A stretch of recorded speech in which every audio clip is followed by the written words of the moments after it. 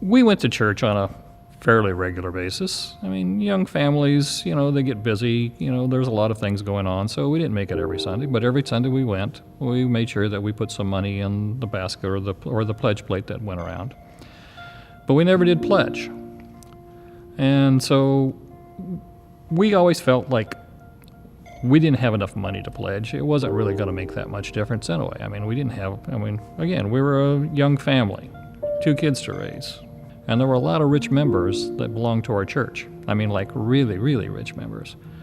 So our little bit of pledge isn't going to make that much of a difference. But then one day we got a phone call from the Stewardship Committee, and they wanted to actually meet face-to-face to talk to people that hadn't pledged before. Much to my chagrin, my wife agreed that we should go ahead and talk to this person. He convinced us at that point in time that we should make a small pledge, and we did. And actually, I think it was a very important point in our life, because that was probably at least 30 years ago. And we've pledged ever since.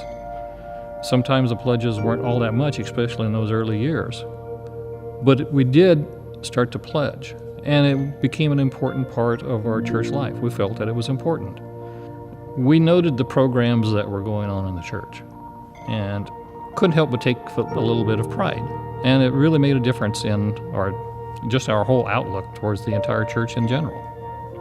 That's what I will encourage anybody who has not pledged so far or has not pledged in the past. Go ahead and start. It doesn't have to be a large pledge. We're not asking for thousands of dollars, just a few dollars. And as soon as you do, you'll find that you take a little bit more ownership in the programs that are going on in the church, a little bit more pride of everything, because this really does become your church, not just the church that you go to on an occasional Sunday or so.